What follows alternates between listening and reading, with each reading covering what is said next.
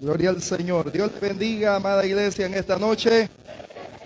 Damos infinitas gracias al Señor por concedernos la bendición de estar reunidos en este lugar como lo que somos, un solo cuerpo en Cristo Jesús. Dios bendiga de una forma muy especial al pastor Elmer Sorto, su familia y la iglesia en general. Que Dios les bendiga en gran manera. Estamos con todo el gozo del Señor en este lugar y como nuestro hermano decía, no nos sentimos extraños, pues hemos sido lavados con una misma sangre y hemos conocido al mismo Dios y al mismo Señor servimos también. Así que qué bueno que el Señor nos concede este privilegio de estar en este lugar. Ya hace algunas semanas que veníamos platicando con el pastor Elmer, pero al Señor le plació que este día estuviésemos reunidos en este lugar. Queremos saludar también a todos esos amigos que han venido esta noche a este lugar a oír palabra de Dios.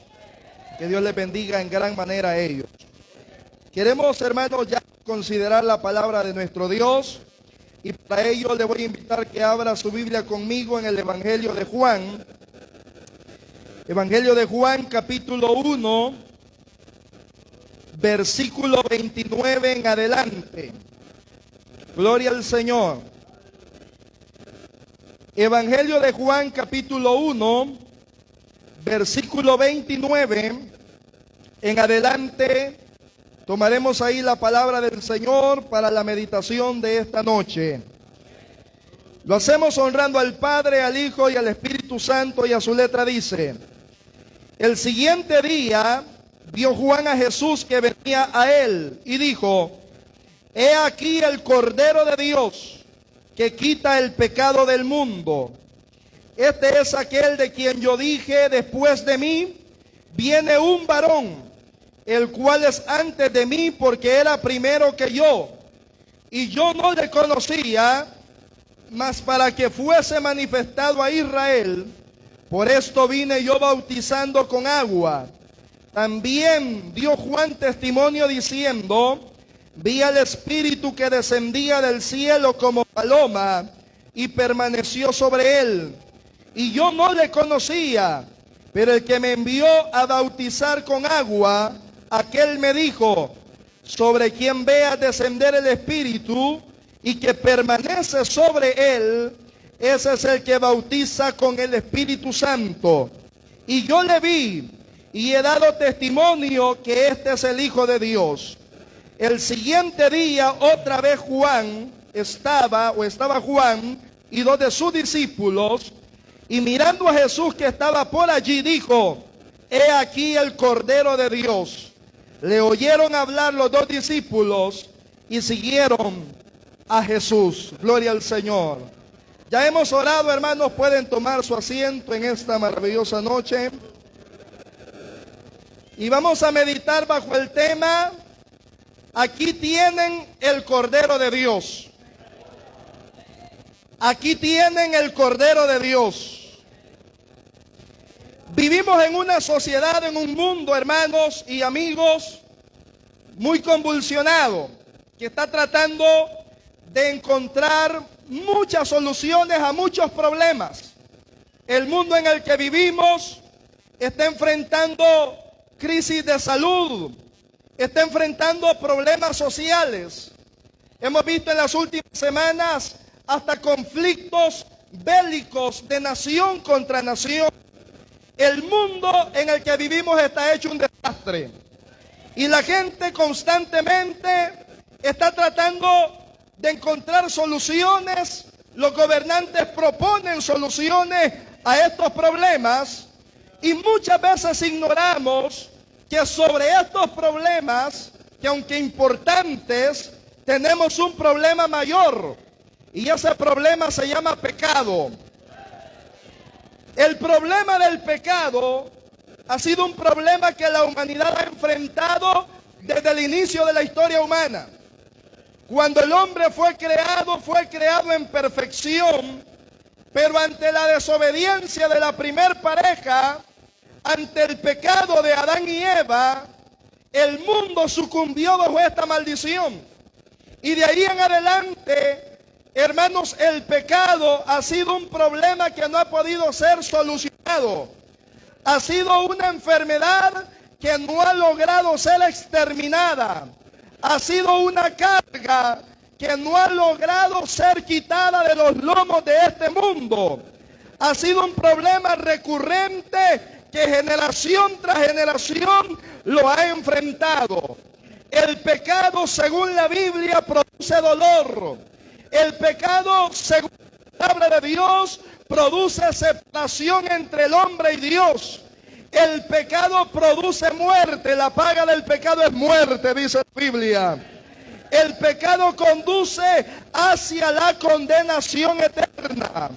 Es un problema, mis estimados hermanos y amigos, latente, real, permanente en la sociedad y en el diario vivir. Por eso, hermanos, en medio de toda esta situación, sin esperanza, sin ninguna solución, el Señor preparó, el Padre preparó un camino excelente y ofreció a Jesucristo su Hijo como la ofrenda precisa, como la ofrenda agradable, como la ofrenda completa, para quitar del hombre esa carga, para quitar del ser humano esa enfermedad, para reconciliar al hombre con Dios y abrir camino hacia la vida eterna. Cuando bendicen el nombre de Dios. No hay otro método para la salvación. No hay otro camino. No hay otra forma. Solamente Jesús es el Salvador. Por eso la declaración de Juan el Bautista es, hermanos, poderosa para nosotros. Cuando Juan el Bautista lo vio, dijo: aquí está el Cordero de Dios. Para un judío, oír la palabra cordero simbolizaba mucho. Un cordero simbolizaba inocencia. Un cordero simbolizaba mansedumbre. Un cordero simboliza sacrificio, simboliza sangre y por ende también simboliza perdón y libertad. ¿Cuántos han encontrado perdón y libertad en el Señor? Y la primera frase, la primera parte de esta frase es: he aquí. Y esa palabra que la Reina Valera traduce he aquí, hermanos, hay otras versiones que la traducen como aquí está o aquí tienen. Y esta palabra es una palabra que busca llamar la atención de los oyentes. Un día antes de esto, dice la Biblia, de que los principales de la sinagoga de Jerusalén enviaron algunos mensajeros para que fueran a hablar con Juan. Para este momento, mis estimados hermanos, el ministerio de Juan ya había cobrado mucha popularidad. La gente iba a buscar las enseñanzas de Juan y especialmente el bautismo de Juan, que como él había dicho era una forma de abrir camino para el que habría de venir. Amén. Y esta comisión que es enviada, van delante de Juan y le dicen: ¿quién eres tú? ¿Con qué autoridad haces esto? ¿Eres tú el Mesías de quien hablaron los profetas que habría de venir? Y dice Juan: yo no soy el Cristo. Yo no soy ese Mesías. Le dice entonces: ¿eres Elías? ¿Eres algún profeta? ¿Eres algún ungido? Y él dijo: no, yo no soy nada de eso. Pero le dicen ellos: entonces, ¿qué respuesta vamos a dar a los que nos enviaron? Porque ellos nos enviaron para que lleváramos una respuesta acerca de quién eres tú. Y le dice Juan: bueno, si quieren una respuesta, pues aquí les va. Yo soy la voz que clama en el desierto: enderezad el camino del Señor, preparen el camino del Señor, ábranse puertas eternas, como lo que muy pronto viene el Rey de Gloria. Juan dice: yo he venido a preparar el camino. He venido a abrir vereda por donde va a caminar el que debe venir. hacia donde apuntaban todas las figuras del Antiguo Testamento, hacia donde apuntaban todas las enseñanzas y profecías de los profetas del Antiguo Testamento. Juan le dice: yo bautizo ciertamente con agua, pero detrás de mí viene uno del cual yo no soy digno ni desatar el calzado de sus pies. Él los va a bautizar con Espíritu Santo y fuego. Gloria al Señor. Él es el que va a satisfacer sus necesidades y el que vendrá ungido con el poder del Espíritu Santo. El siguiente día es cuando sucede lo que hemos leído en esta noche. Y Juan está en el mismo lugar que está la multitud que ha venido a escuchar a Juan y otros para ser bautizados. Y de repente Jesús viene apareciendo. Aleluya. Y de repente Jesús va pasando por ahí. Algunos sugieren que esta es la aparición primera de Jesús después de que viene el tiempo de ayuno, después de haber sido bautizado en agua. Es cuando el Señor regresa, porque Juan después da testimonio de que él ya lo había bautizado y que él ya lo había visto, como el Espíritu Santo se había posado sobre él en forma corporal de una paloma. Entonces cuando Juan lo va a venir a Jesucristo, dice: ahí está del que les hablé. Es él del que les hablé. Gloria al Señor. Entonces Juan está centrando su respuesta en que habría de venir el Salvador. Y la gente piensa que es Juan. Pero cuando Juan ve que el Señor va caminando a la ribera del Jordán, Juan dice: es él, mírenlo a él, síganlo a él. Ahí lo tienen, él es el Cordero de Dios que quita el pecado del mundo. Juan no está hablando, hermanos, de un líder político más. No está hablando de una religión más, de una religión en particular. Porque a veces la gente dice: ¿cuál es la religión verdadera? Aleluya. Y la gente está tratando de encontrar religión, de encontrar cuestiones accesorias, ceremoniales. Y el llamado de Juan, en primer lugar, es un llamado que nos invita a mirar a Cristo. Él les dice: ahí está, véanlo a él. No me vean a mí, dice Juan, síganlo a él, véanlo a él. Él es el Cordero de Dios que quita el pecado del mundo. Mi estimado amigo, no es una religión. No es la falsedad que tú te haces tu mente lo que te va a quitar esa carga que llevas, esa situación, esa lucha interna que tienes. Solamente el Señor Jesús puede quitar esa carga. Solamente el Señor puede dar la paz, puede dar la felicidad, puede poner el gozo, puede poner la paz en tu vida. Solo Jesús me da respuesta. Es lamentable que a veces nuestra mirada está dirigida a los placeres, está dirigida a los afanes, está dirigida al dinero. Aleluya. Está dirigida al entretenimiento. Y esto está en la iglesia del Señor. Embriagados, hermano, en las concupiscencias y en todo lo que el mundo ofrece. Muchas veces hemos dejado de mirar a Jesús. Y qué peligroso es dejar de ver a Cristo, hermano. Eso es peligroso. Cuando usted centra la mirada en una persona, cuando usted centra la mirada en los placeres que el mundo ofrece, cuando usted centra la mirada en el mismo pecado, aleluya. Cuando usted centra la mirada en tantas cosas tratando de encontrar la plenitud de vida. Mire, a veces hasta el cristiano tropieza porque comienza a dejar de ver a Cristo y comienza a ver al hermano. Amén. Entonces si el hermano tropieza, él tropieza también. Porque su mirada va dirigida a los pasos que va dando el otro. Y cuando nosotros ponemos la mirada en un hermano, en una hermana, en alguien más, dejamos de ver a Cristo. corremos peligro. Amén. Nos extraviamos porque nuestros sentidos han sido dominados por cualquier distracción y eso nos hace perder el sentido. Mira, el enemigo es astuto y comienza a trabajar. La primera forma para separarnos de la voluntad de Dios es a través de lo que vemos. ¿Cómo cayó Eva en la tentación?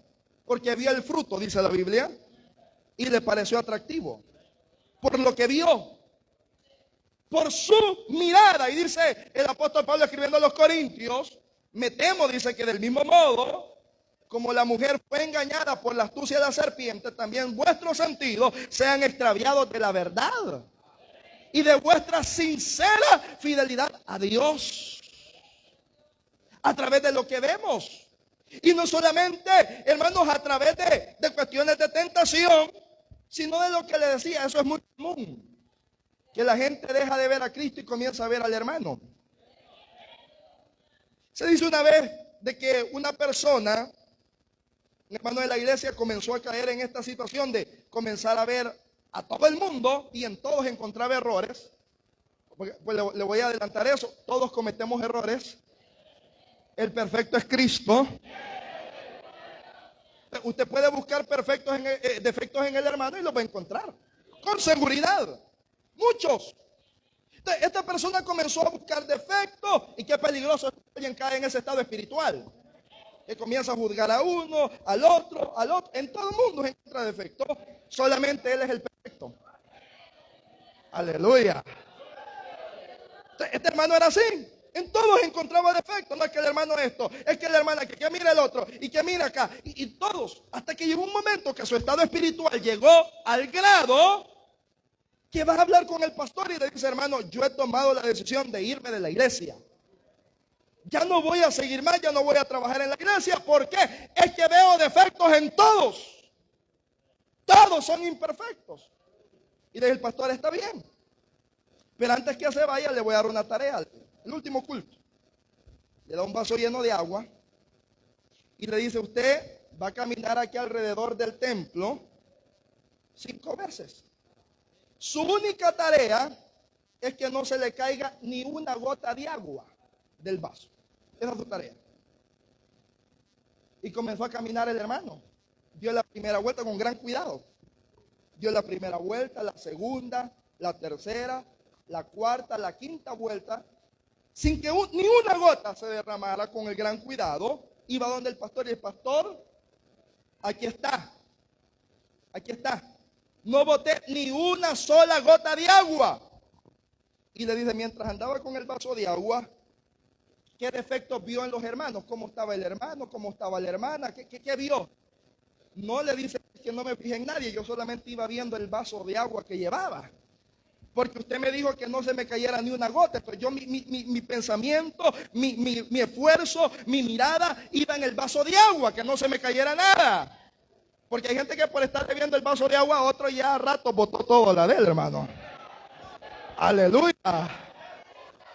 Porque el que está viendo al otro es muy fácil que se caiga. Le dice al pastor, hermano, ya ve.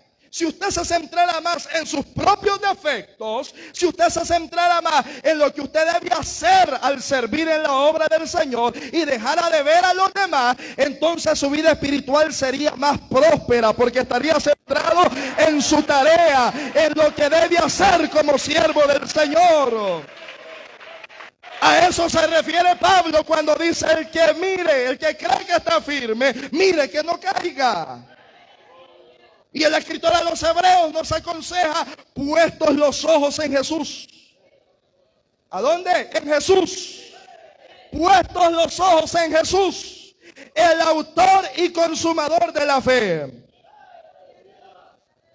Juan se temía esto, que la gente lo viera a él. Que la gente tuviese algún grado de admiración o pensaran que Él era el Salvador. Entonces cuando Él ve que va pasando, Jesús dice, no soy yo, dice Juan, es Él el Salvador. A Él véanlo, a Él síganlo. Él es el Cordero de Dios que quita el pecado del mundo. ¿Cuántos bendicen el nombre del Señor? Es Él. Y la segunda parte de la declaración de Juan es esa. Dice Juan, Él es el Cordero de Dios. Estas palabras, el Cordero de Dios, hermano, eso tiene un significado tremendo. Porque está ubicando a Jesús en una posición sacrificial. Amén. Dios ordenó que por el pecado del hombre tendría que seguirse una serie de ritos para cubrir el pecado. Oiga la palabra que estoy usando, cubrir el pecado. Y el Señor ordena de que por lo menos, hermanos, hay mucho que hablar en cuanto a esto de las fiestas, pero especialmente habían dos momentos importantes que quiero rescatar.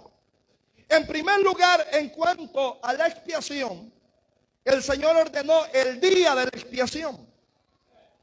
Ese día, el pueblo se preparaba para recibir de Dios un año más de perdón. Y era un perdón adelantado. Es decir, no pedían perdón por los pecados pasados, sino por los pecados futuros. Y Dios ordenaba o permitía más bien un año más de perdón.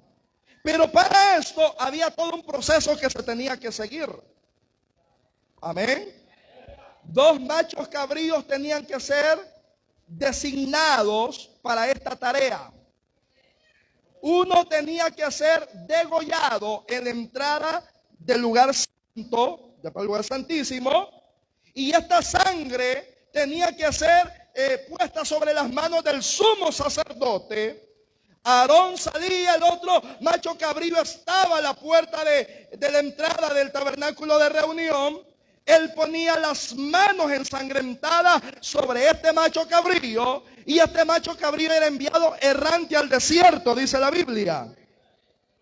Cuando eso pasaba, el pueblo hacía fiesta, porque eso significaba de que así como ese macho cabrío iba corriendo al desierto, también los pecados del pueblo de ese año, también así serían perdonados por el Señor. Aleluya. Pero en ese lapso de tiempo, si habían algún tipo de pecados que la misma ley los reglamentaba, la persona tenía que ofrecer ofrenda de paz a Jehová. Y había todo un sistema reglamentario. Si podía un vacuno, no podía pues un macho cabrío, sino un corderito. Si no podía eso, pues finalmente aunque sea harina tenía que llevar. En muestra de que quería estar en paz con Dios. Aleluya. Porque el pecado hace enemistad entre Dios y nosotros. Amén. El pecado produce enemistad entre Dios y nosotros. Entonces el cordero juega una posición importante en esto del sacrificio. Pero también el cordero era algo importante en otra fiesta judía que quiero recordarle, la fiesta de la Pascua. La noche en la que el pueblo de Israel va a salir de Egipto, de la esclavitud de Egipto, Dios ordena que en todas las casas de los israelitas debe sacrificarse un cordero esa noche. Y que la sangre de ese cordero debe usarse para marcar los dinteles de la puerta, porque esa noche el ángel de la muerte va a pasar en Egipto. Y que solo respetará aquellas casas que estén marcadas con esa sangre. Gloria al Señor. Ahora ya no es sangre de un animal, ya no es sangre de un cordero. Nosotros hemos sido sellados con el Espíritu Santo. Oh, gloria a Dios. Hemos sido regenerados por el poder de Cristo en la cruz a través del Espíritu Santo. Pero todos tenían que comer de ese cordero.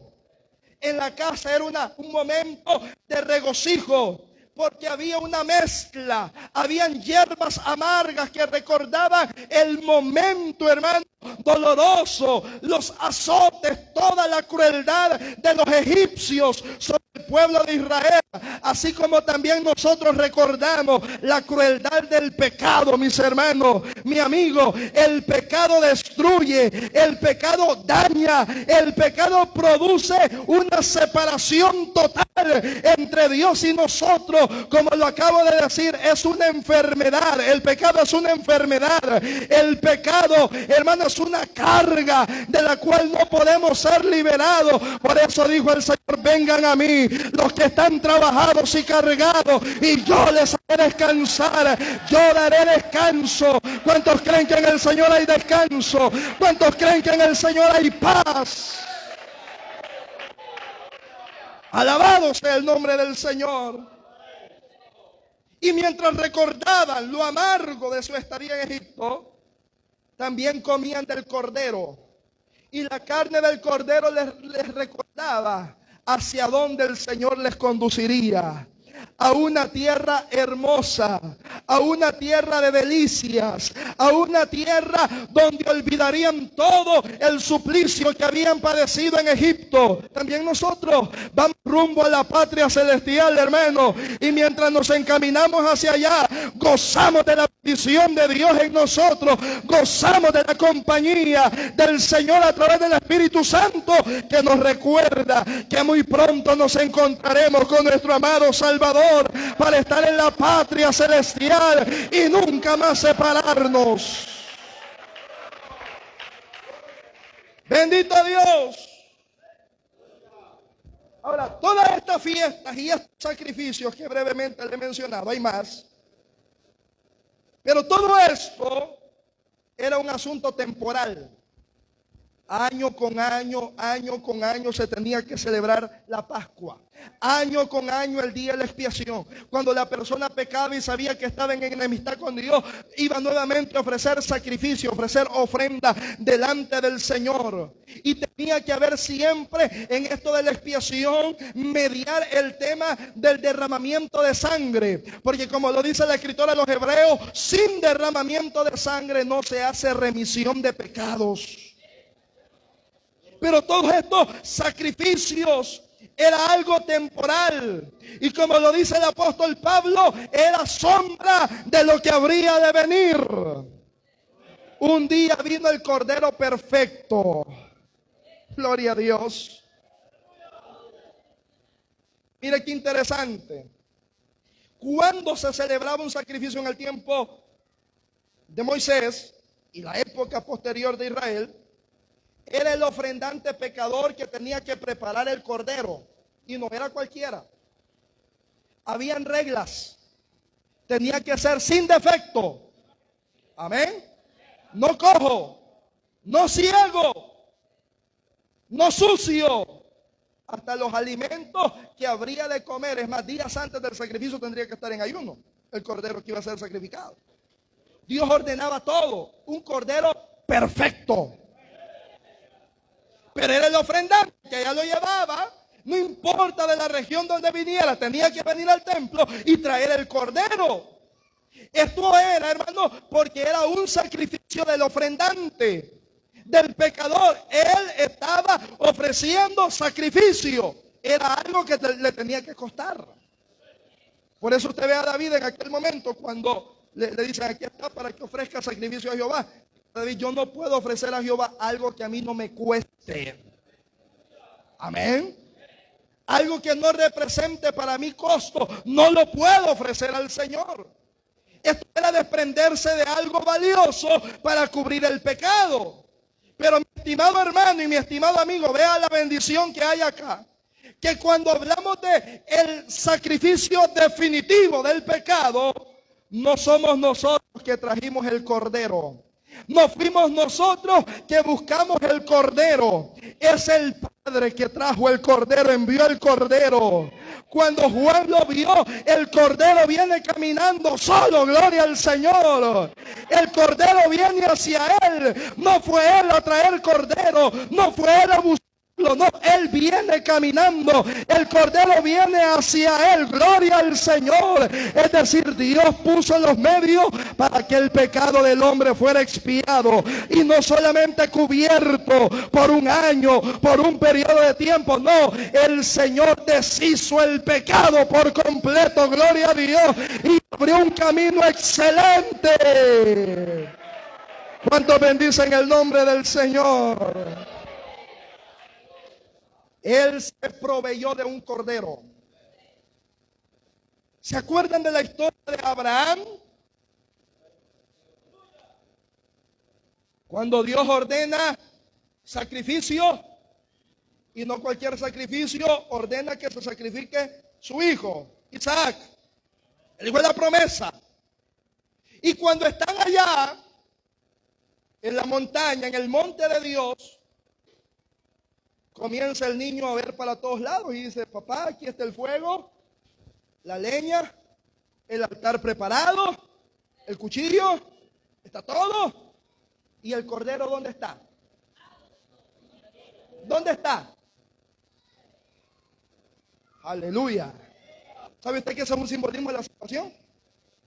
Ese Isaac somos nosotros. Nosotros merecíamos la muerte. Y aunque no diga amén, así es, hermano.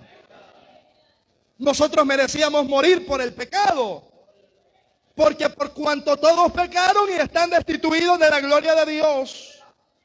Y como dice el profeta Isaías, todos nosotros nos descarriamos. Mas Jehová cargó sobre él el pecado de todos nosotros. ¿Cuántos bendicen el nombre del Señor?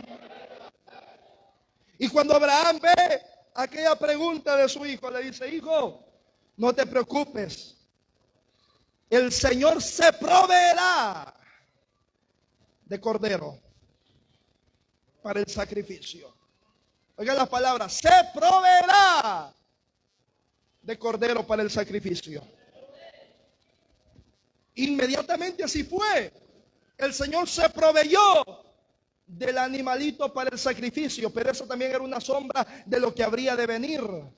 También para el sacrificio de la humanidad, el pecado de la humanidad, el Señor se proveyó de un cordero, y no cualquier cordero. Se proveyó de su propio Hijo, que fue enviado. El que no cometió pecado se hizo pecador por nosotros los pecadores. El justo se hizo injusto por nosotros los injustos. El santo se hizo inmundo por nosotros. Hermano, amigo, nosotros merecemos la muerte a causa del pecado, pero bendito sea Dios que Él envió a su Hijo para reconciliarnos con Él mediante ese sacrificio y garantizar ahora plena relación, gloria a Dios, a través del derramamiento de su sangre. Estábamos enemistados. Por eso dice Pablo: justificados pues por la fe, tenemos paz para con Dios por medio de nuestro Señor Jesucristo. Él es el Cordero perfecto. Mi amigo, el amor de Dios se muestra ahí, en que sin nosotros merecerlo, en que sin nosotros pedirlo, porque nadie pidió, ¿verdad que nadie lo pidió? El Señor lo envió, el Padre lo envió por amor. Mas Dios muestra su amor para con nosotros en que siendo aún pecadores, Cristo murió por nosotros. No lo merecíamos, merecíamos la muerte. Y quizás el diablo, mi estimado amigo, le ha puesto pensamiento: nadie te ama, nadie te quiere, nadie está dispuesto a hacer nadie por ti. Esta noche queremos presentarle a alguien que no es que le va a demostrar en el futuro que le ama, ya lo demostró que le ama, porque derramó hasta la última gota de sangre colgado en el madero, porque le ama, porque quiere salvarle, porque quiere darle vida, porque quiere reconciliarlo con Dios a través de ese sacrificio maravilloso. El enemigo es astuto y a veces hasta nosotros nos pone pensamiento: mira, en el mundo estabas mejor, ¿por qué no te regresas? ¿Por qué no te vas otra vez para allá? Hermano, pero ¿dónde vamos a encontrar un amor tan grande como el que encontramos en Cristo? ¿Dónde vamos a encontrar una bendición tan grande como la que tenemos en el Señor? Yo no sé usted si se siente bendecido en Cristo. Yo no sé si usted se siente completo en Cristo, feliz en Cristo. Pero en Cristo estamos felices. En Cristo estamos completos. En Cristo tenemos felicidad plena. Él llena todo en todo, dice la palabra. El mundo no tiene nada que ofrecernos. ¿Qué fue lo que encontramos en el mundo? Solamente desilusión, solamente traición, solamente, hermanos, dolor sobre dolor, sin sabor sobre sin sabor. El Señor, el Padre, envió a Jesucristo su Hijo como Cordero perfecto, como Cordero Santo, para que viniese y en nuestro lugar, sustitutorio, el sacrificio del Señor, en nuestro lugar fue crucificado por amor. Yo, los hermanos de la iglesia, les cuento de que yo tuve la bendición, al igual que el pastor Elmer, de ser hijo de pastor. Yo también soy hijo de pastor. Y pues uno se crece en la iglesia, pasaron los años.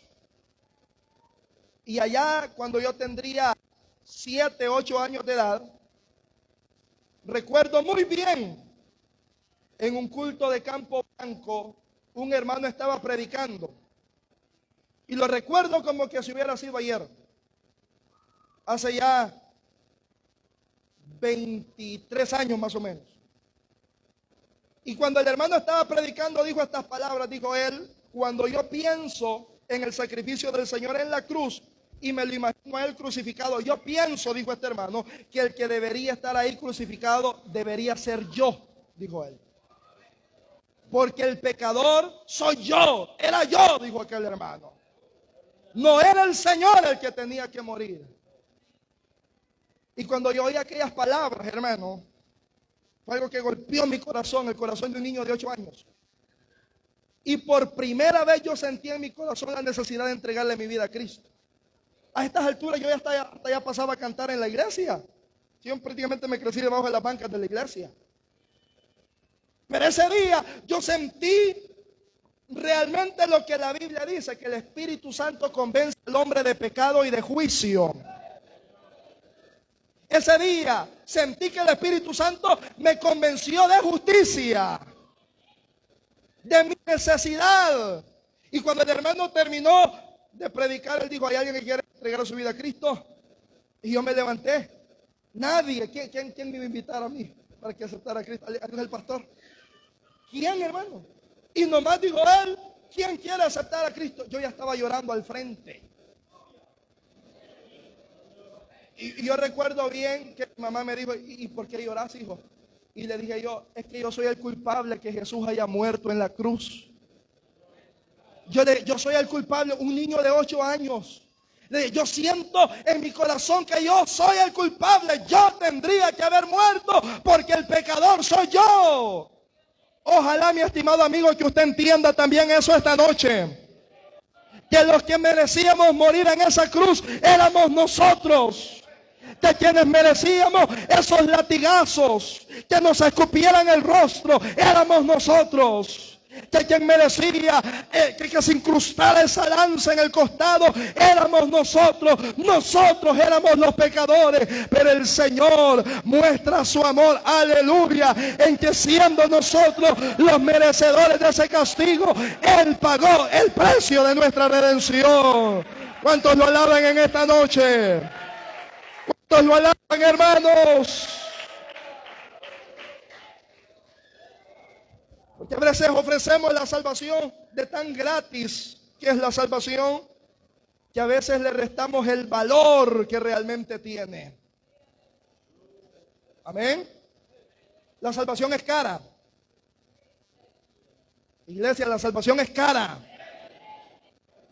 A veces la sentimos barata porque no nos cobraron nada. A nadie se le ha cobrado. A nadie. No, la salvación es gratis para nosotros. Pero para el Cordero no fue gratis. No, Él pagó un alto precio. Por eso dice la escritora a los hebreos: ¿cómo escaparemos nosotros si descuidamos una salvación? ¿Cómo? Tan grande.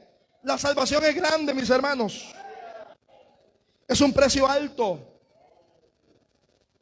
Pero cuando se menciona que Él es el Cordero de Dios, definitivamente, dice Juan, Él quita el pecado del mundo. ¿Sabe qué dice Hebreos 10:4?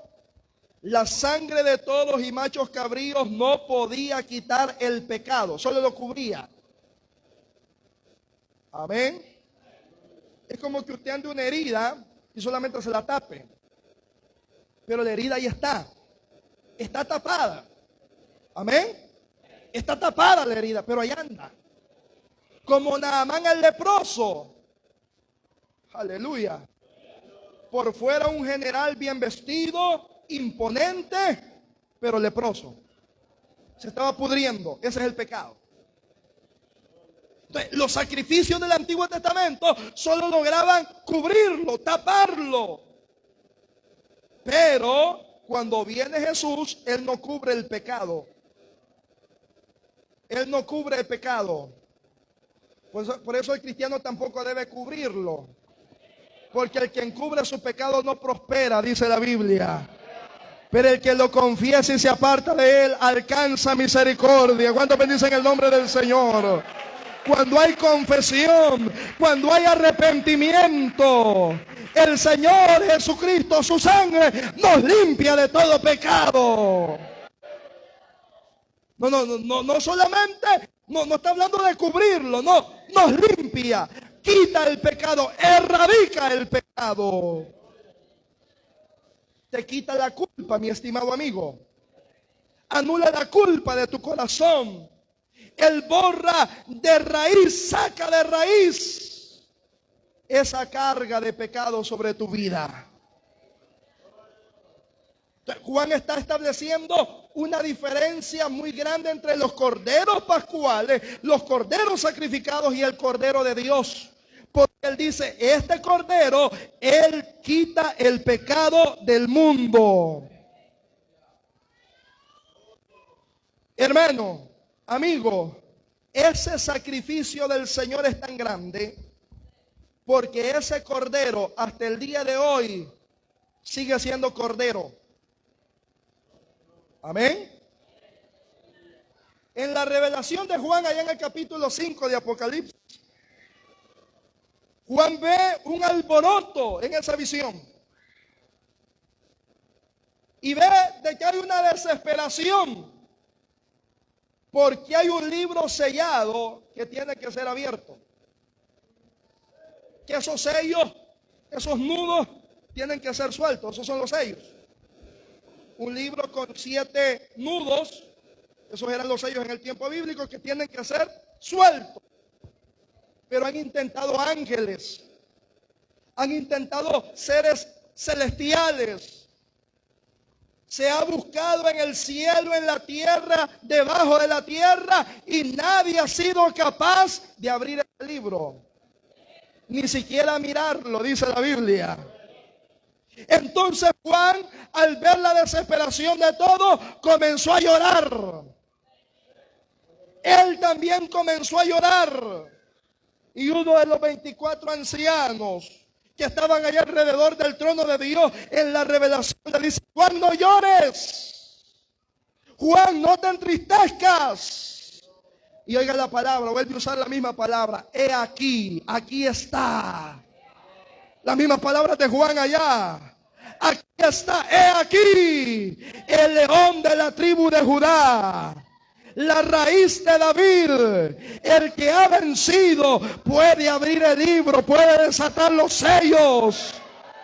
Y Juan levantó la vista, dice la Biblia, y en medio del trono, donde estaban los 24 ancianos, los 4 seres vivientes, vio a un cordero como inmolado, gloria al Señor, con 7 cuernos, con 7 ojos. El cordero tomó el libro y lo abrió. ¿Sabe qué significa eso? El Cordero es digno. El Cordero es digno. Lo puede decir conmigo. El Cordero es digno. ¿Y sabe qué? Esta imagen tiene que ver con toda la historia humana. Ese libro simboliza toda la historia humana. Es decir, se buscó en el cielo, en la tierra, debajo de la tierra, quién podía venir a morir por nuestros pecados, y no se halló a nadie. Se halló al Cordero de Dios. Y este Cordero de Dios, por medio del sacrificio, como lo leíamos en el pasaje que nuestro hermano pastor leía al inicio, dice que el Señor a este Cristo que crucificaron, el Señor lo ha hecho Señor y Cristo, está coronado de gloria, y es el único mediador entre Dios y los hombres. Solamente Jesús es el camino, solamente Jesús es la verdad, solamente en Jesús hay vida. ¿Cuántos lo alaban? Ese Cordero, mi amigo, es el mediador.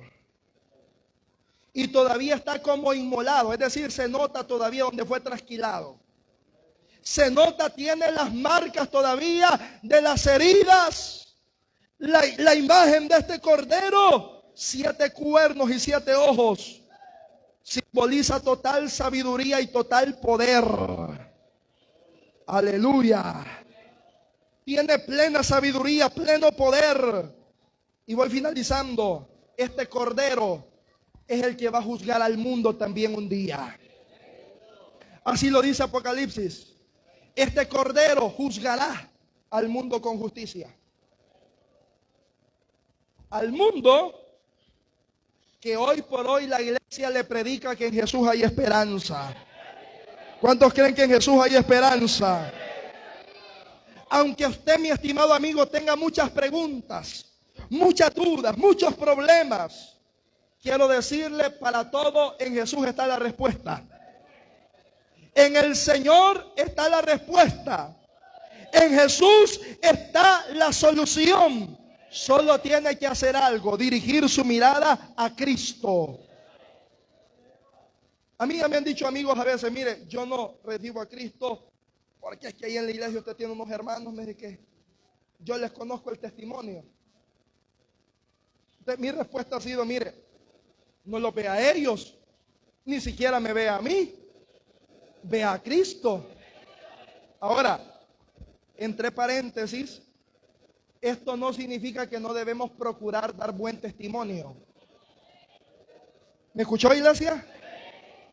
Estamos llamados a ser luz, a ser sal de la tierra, porque a veces la gente usa eso como una credencial para vivir como le da la gana. No, tampoco debe ser así. Estamos llamados a ser ejemplo, pero aún con todo, muy de nuestra humanidad encontrará defectos. Por eso en esta noche, mi amigo, le invitamos a que vea a Cristo. Los discípulos de Juan andan con él allá, ven a Juan como el maestro, y Juan el siguiente día le dice, ya les dije, ahí está el Cordero de Dios. Ahí está el Cordero de Dios. Ahí tienen al Cordero de Dios. Los discípulos entendieron y dijeron, Juan, con permiso, pero nosotros vamos a seguir al Cordero de Dios. Y se fueron tras él. Entonces Juan está cumpliendo con una tarea importante. A quienes le escuchan, él está dirigiendo para que vean a Jesús, para que sigan a Jesús, para que aprendan de Jesús. Esa es la tarea de la iglesia también. No predicamos otro camino, no anunciamos otra verdad, no decimos otra cosa. Esta noche venimos a presentarle otra vez a Jesús como el remedio para sus problemas, como esperanza en la oscuridad, como una luz que brilla en medio de la zozobra. Solamente Jesús es la esperanza para este mundo. Denle su ofrenda de palmas al Señor en esta noche. Y póngase de pie, vamos a orar. Padre que estás en el cielo, te damos gracias. Le voy a invitar para que oremos fervientemente en esta noche. Aquí hay vidas que están en este lugar que necesitan de Jesús.